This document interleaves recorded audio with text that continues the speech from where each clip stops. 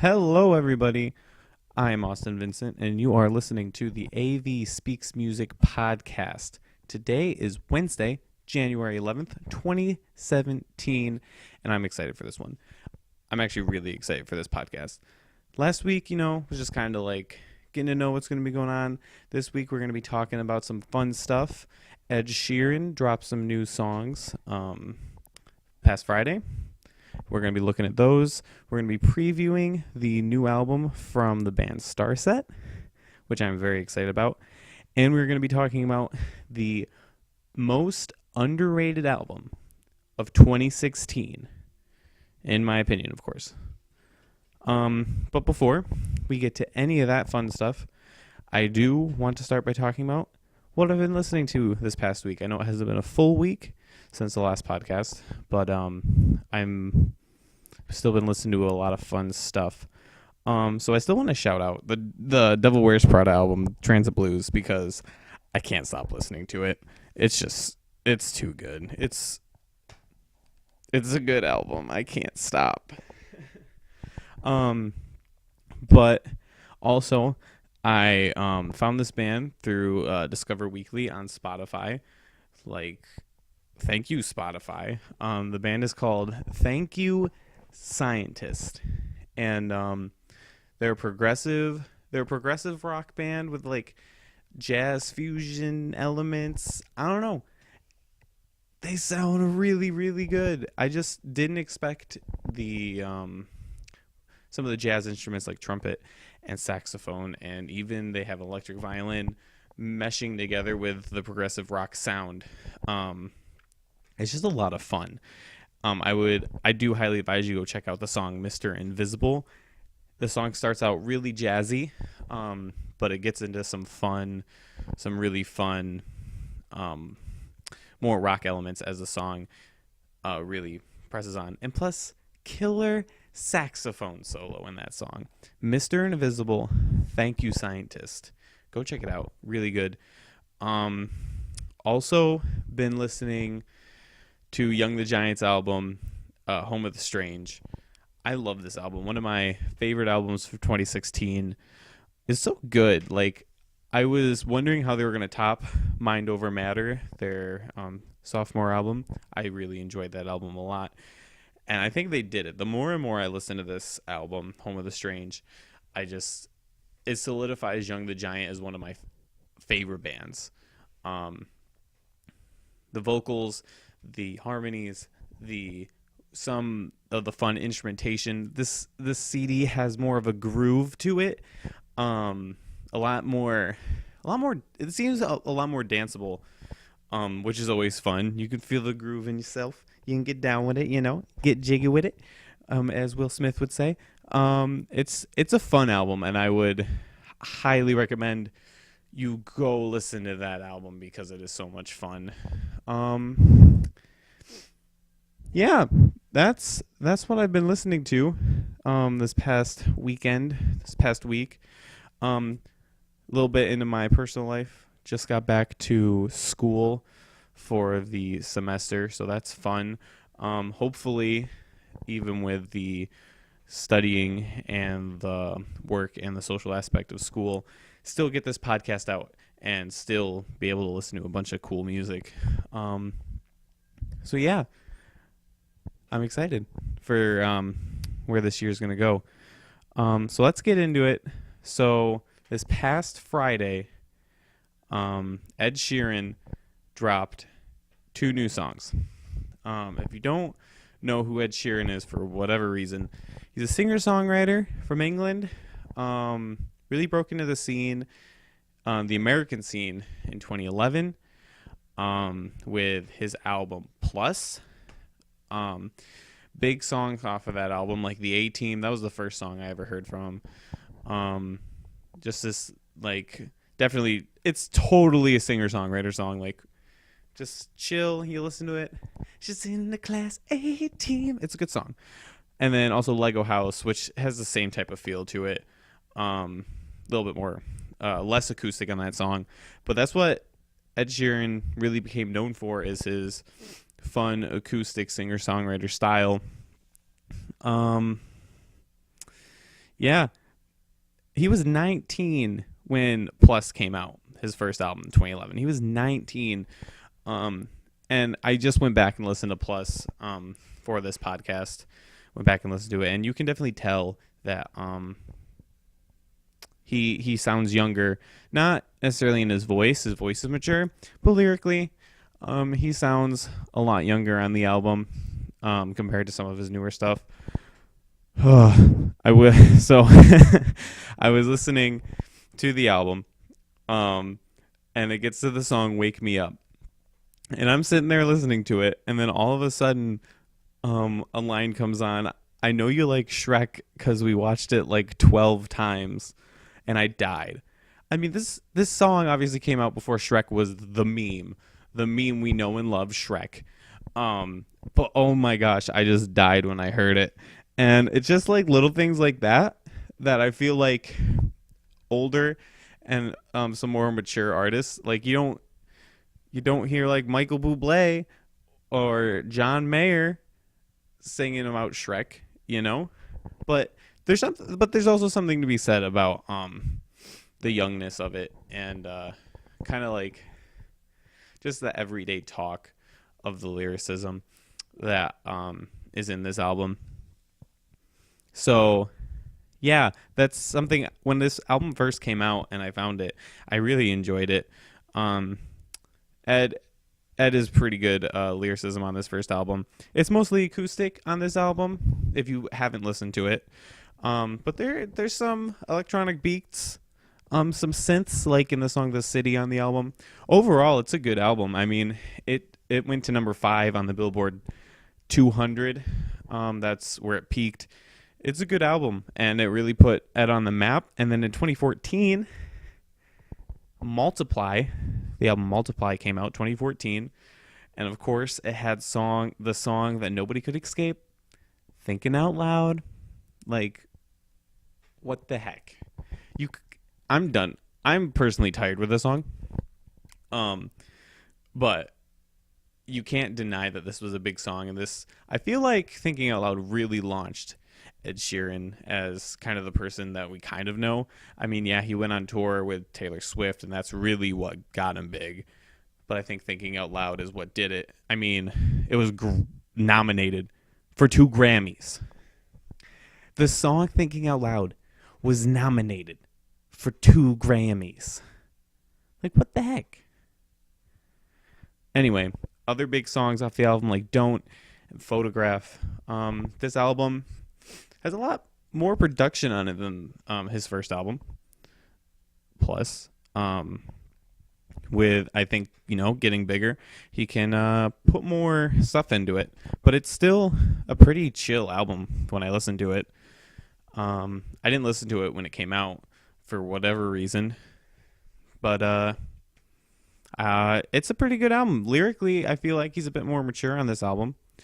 It also got nominated for Album of the Year for the Grammys whenever that year was.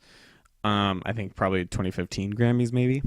Got nominated for Album of the Year, which I wouldn't say that it's like excuse me.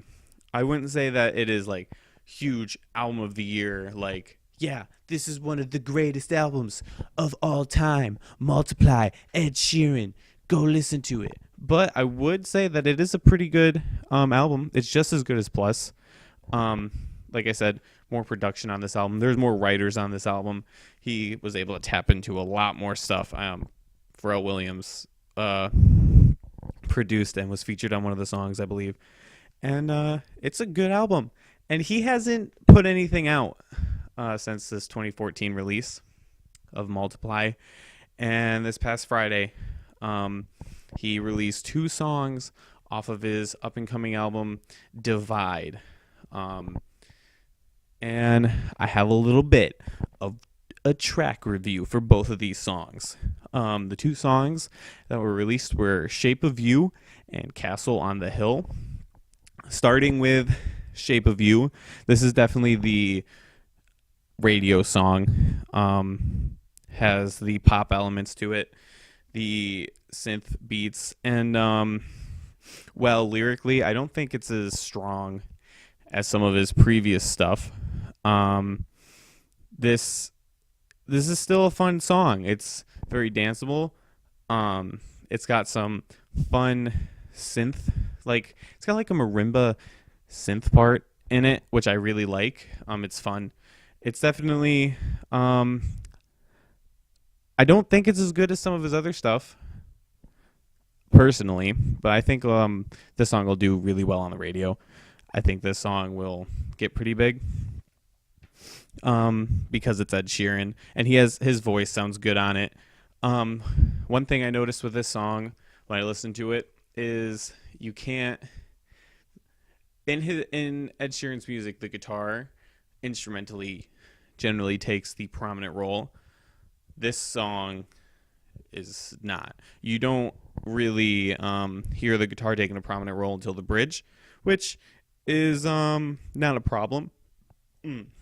It's just really what makes Ed Sheeran Ed Sheeran. So a little different. Um,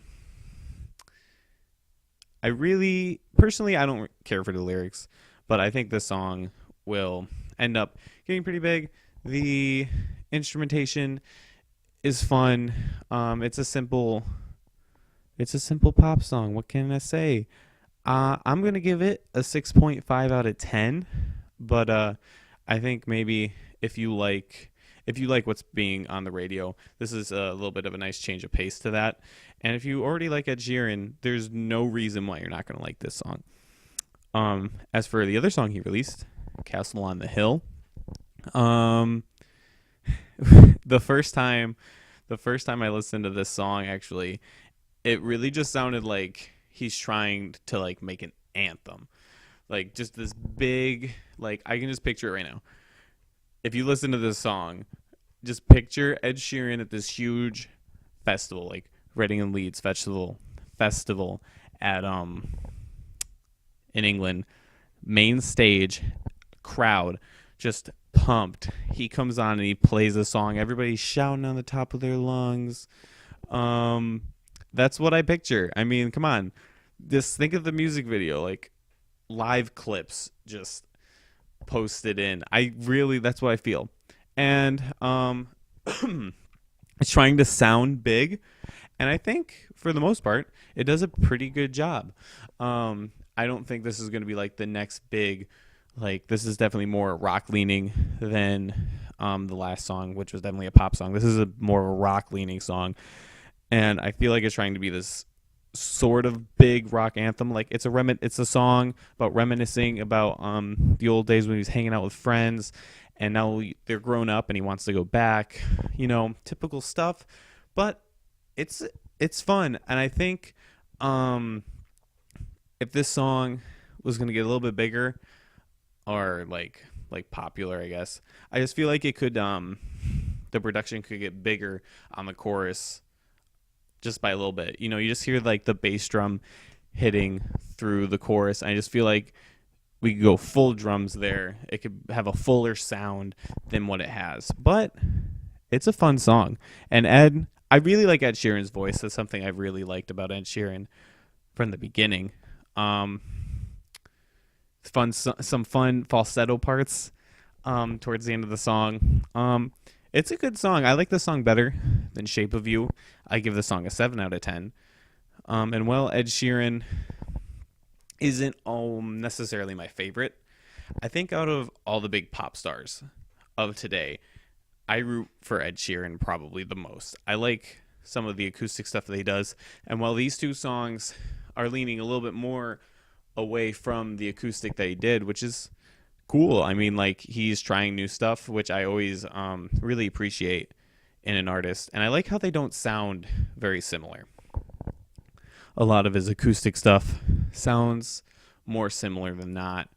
And so I really like how these two songs don't sound similar. One's a pop song, one's more of a rock anthem type song. And I really like that. I like how he's going in different directions. So the only question I have then with this new album Divide is like, where is he going with the album? With these two songs being very different, I just can't see a vision for this album. Is he going to have like a bunch of different styles of songs? Are these the only two songs that are different and the rest are going to be more acoustic sounding like the other two albums? I don't know. The production, definitely an upgrade on both these songs. And it makes for I'm intrigued about what he's going to do on this new album. It's supposed to come out sometime this year. I'm sorry, I didn't look up when it was going to come out. I probably should have. But I'm intrigued, and I will probably give this album a listen. Hype train wise, on a scale from 100 for hype, I don't know, 68. I mean, like, I'm more intrigued by these two songs than these two songs turning me away. So, yeah, I would definitely go listen to these two songs. Definitely, they're some fun songs. So next, talking about new music that's going to be coming out. They have a new album coming out the 20th of this month, January, from the band Starset. The album is called Vessels. If you do not know who the band Starset is, find out. They are they are an American rock band from right here in the good old U.S. of A., Columbus, Ohio. And I absolutely loved their debut album, Transmissions. It's a fun album. Starset they're a fun mix mash of stuff. They have like the hard rock sound of like Breaking Benjamin and Red and stuff like that, while also having some more like alternative and electronic elements, very electronic influenced. Kind of think some 30 Seconds to Mars stuff, like their newest album that they came out with. Love, Lust, Faith, and Dreams. And it works.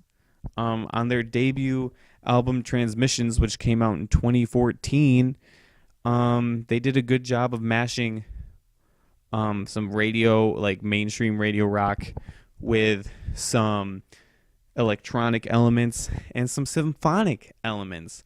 What I loved about this album, their debut album, was that it felt like a movie score as you listened to it. Each song just bled into each other, and it made for this fun listening experience.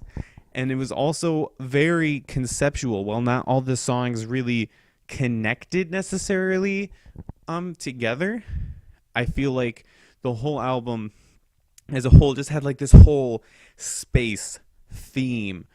Songs Telescope, Dark Star, just very space oriented, which is fun. It makes for a fun listen.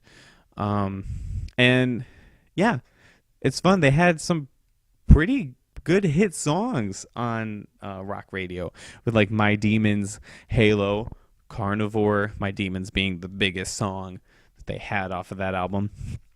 Reached a 49 on the Billboard 200. Did well on the rock charts. This is a good album. It's fun. And I like the elements of the electronic elements mixed in with the fun rock music. And even what's fun is that when they do more ballady type songs, I mentioned Telescope earlier, they lean more electronic with it, and I think it keeps it kind of fresh. And I think it's giving rock music today a more fresh sound, instead of just the chugging and big rock sound. It's a fun different sound for today. So they're coming out with a new album the 20th of this year, and I'm really excited for this album. They have released 3 tracks. I'm not going to do full reviews of these tracks, but they released a single, Monster, which is a little bit more electronic leaning than some of their stuff on their first album, like My Demons and Carnivore, which are more rock leaning, I think.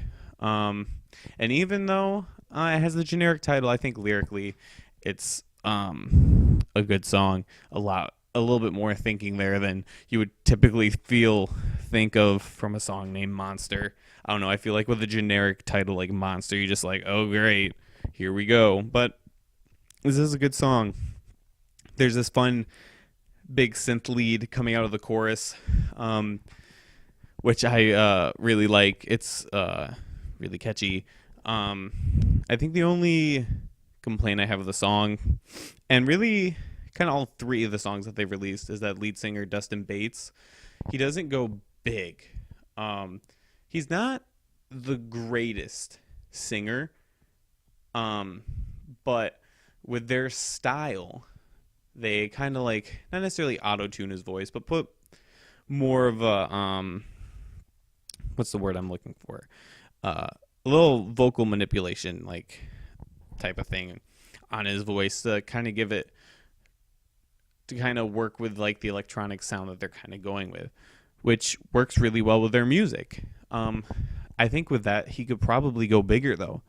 On this Monster, I feel on the song Monster, I feel like it's just kind of like a meh chorus. Like the chorus is good. I just feel like he can go bigger is all.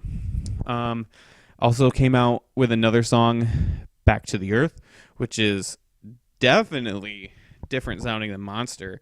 Even though it comes in, starts with a little bit of synth. It's more of a rock leaning song than Monster is. And there's like some weird time signature stuff going on in the verses. So it's really showing them experimenting a little bit, which I think is awesome. I love it. Like I said, I love it when artists do some new stuff as like they keep progressing from album to album, and not every album's going to sound the same.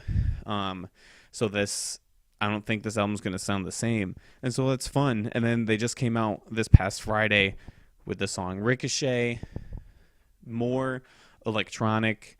There's some like drum machine electronic beats going on in the first verse, before everything kind of kicks in the second verse. We hear Bates go a little bit bigger on this chorus. And these are just some really, really good songs. I'm liking what I'm hearing a lot. And so, what I'm most interested with this upcoming album, I want to see how different it is from the first one, because so far all these songs sound mostly electronic leading, with exception to Back to the Earth. But I feel like this album's probably going to go in a more electronic direction, which is okay. I mean, like, because it sounds really good. Some of these synths and fun, like, wubbing and some electronic, like, tinkling in the back of these songs sound really, really good. So I'm very excited for that. Obviously, the rock sound still has to be here because that's them mashing the two together is what they're known for.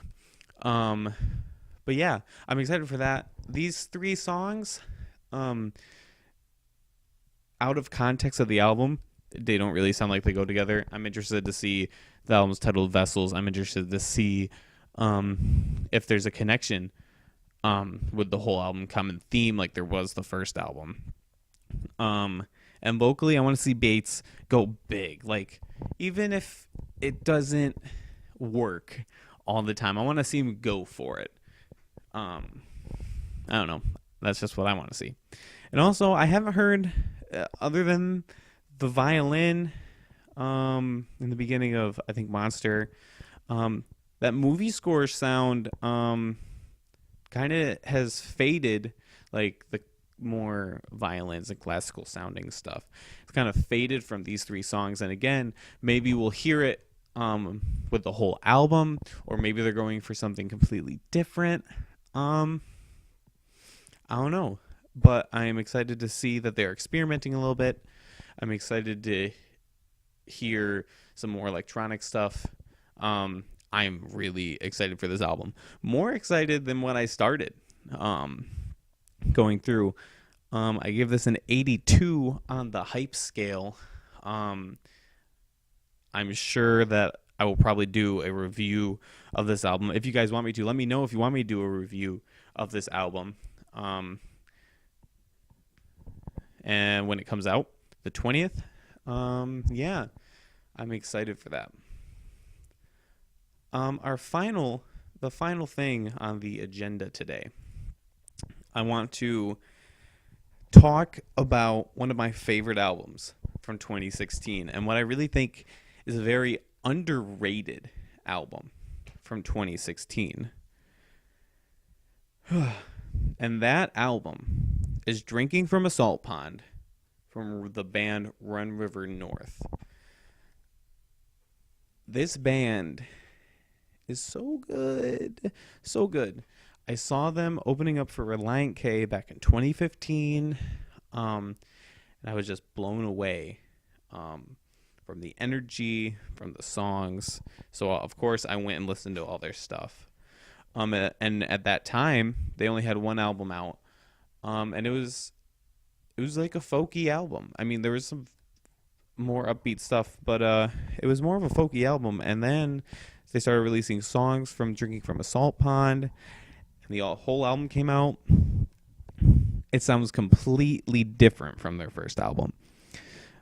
This is a fun alternative rock album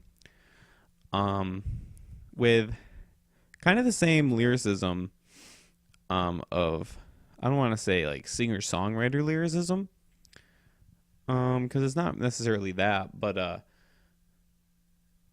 still like it's not what you typically are hearing on the alternative stations right now. More introspective. This album as a whole is very introspective. Drinking from a Salt Pond. Kind of the concept being that you don't want to drink salt water. Salt water is bad, yet they're drinking from a salt pond.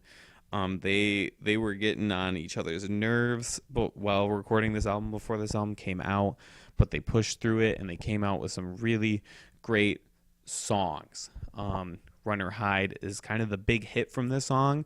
I've heard it on the radio, and I'm glad that I'm hearing it on the radio, but I still feel like people don't know this band like they should. If you are into alternative rock music, especially like, this is just rock music. This isn't like pop rock. This isn't techno, some of the techno stuff that's been going on in the alternative scene. This is just straight rock music. And it's fun. Mr. Pretender is one of my favorite songs off this track. It is definitely the most rock song on the album, and it's just so much fun. I love the idea behind the song about how, you have this like not person, but like this entity that comes out of you that you really don't feel is the real you, that is bringing out bad in you, yet you're like best friends with it, and it's like kind of controlling you. You know what I mean? Sorry. It's just the album as a whole is just very introspective, very fun, great, fantastic alt rock songs. So good. And they have a violin. Like, you can't go wrong with the violin. I always love violin in music. And they really use it to perfection in these songs, like the song Ghost. Fantastic song. Starts off with a nice, fun drum beat. And, man, I just can't get over this album. I just really want to talk about this album because I want all of you to go out and listen to it. If you are listening to this podcast, go and listen to Drinking from a Salt Pond by Run River North. Even if alt rock isn't your thing, just give it a try, man. Who knows? Maybe you'll like it. But that is all I have for you guys today. Thank you for listening. Second podcast of the year. Whoop, whoop. Very excited to see where this is going to be going. Please, I'm going to make another plug for this. I would advise I would hope you would consider to get the app Symbol. It's like Instagram, but for music. You share songs. You can follow me on there at Virice5, VIRICE 5. You can see what I'm listening to throughout the week. Also, hopefully by the end of this month, I'm going to get a Facebook page started for this. That way you can like me on there and see different stuff, like when I post the podcast and stuff like that. Please follow me here on SoundCloud. This is the only place I'm posting this right now. Hopefully as we go on, I'll be posting it to other places. But please follow me on SoundCloud so maybe we can get a little bit more exposure, I guess. I mean, I know this is like really small, but who knows? Maybe we can get other people to listen to this. And please share this with your friends who like music and who want to hear somebody. Yes, that would mean a lot to me if you would do that. So thank you for listening. I will be back next Wednesday with some more musical again. Thank you so much for listening, guys, and I will catch you guys later. Goodbye.